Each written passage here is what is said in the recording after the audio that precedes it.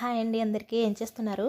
పనులన్నీ అయిపోయినాయా లేదా? ఎంతమంది శివరాత్రి జాగారం చేశారు? ఎంతమంది శివాలయాలకు వెళ్ళి దర్శనం చేసుకున్నారో ఒకసారి నాకు కమెంట్ చేయండి. నేనైతే జాగారం చేయలేదు కానీ శివాలయానికి అది వెళ్ళి దర్శనం చేసుకున్నాను. మాది గోదావరి ప్రాంతం కదా, మేము గోదావరికి వెళ్ళామండి.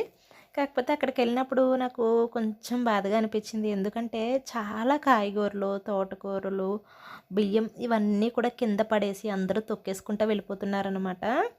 పచ్చివి వండేసినవి కూడా కాదు, ఈ పచ్చివి అన్నీ చక్కగా వండుకోవడానికి వీలుగా ఉన్న ఫ్రెష్ కాయగూరలు మనం నిజంగా ఇంటి ముందుకు ఎవరన్నా వచ్చి అడిగితే ఇవ్వం, కానీ అలా పడేసేదైతే మాత్రం బోల్డ్ మంది పడేస్తున్నారన్నమాట అండి. అంటే స్వయం పాకాలు అది ఇస్తారు కదా, అలా వదిలేసి వెళ్ళిపోవడం అలా జరిగినాయి అనమాట. నెక్స్ట్ ఇయర్ గవర్నమెంట్ అవన్నీ అలా కింద పడిపోకుండా ఏదైనా బిన్స్లో వేసేలాగా మళ్ళీ అది ఎవరైనా యూజ్ చేసేలాగా పెడితే బాగుంటుందేమో అని నాకు అనిపించింది అనమాట అండి. చాలా అంటే చాలా ఫుడ్ వేస్ట్ అయింది అక్కడ. మొత్తం గోదావరికి వెళ్ళిన వాళ్ళు ఎవరైనా ఉంటే వాళ్ళకి అర్థమవుతుంది. మొత్తం గోదావరి గట్టంతా కూడా చాలా రకాల కాయగూరలు అనేవి పడేశారనమాట. అయితే ఇంక గుడికి వెళ్ళి వచ్చిన తర్వాత సాయంత్రం మేడ మీదకి ఎక్కేసి విత్తనాలన్నీ కలెక్ట్ చేశాను అనమాట అండి, కనకాంబరం. ఎందుకంటే మేము ప్లేస్ షిఫ్ట్ అవ్వాల్సి వస్తుంది, ఇంకా మొక్కలు నాతో ఉండవు. అవి నాతో ఉండనప్పుడు ఎవరో ఒకరి దగ్గర సేఫ్గా ఉండాలి కదా అండి. నా ఉద్దేశం అలానే ఉంటుంది.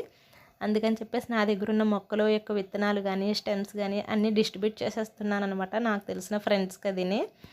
సో ఇంకా నా దగ్గర కాకపోయినా వాళ్ళ దగ్గరైనా సేఫ్గా ఉంటాయి ఆ మొక్కలు అనేది నా ఉద్దేశం అన్నమాట. వీడియో కనుక నచ్చితే సబ్స్క్రైబ్ చేసుకొని సపోర్ట్ చేయండి. బాయ్.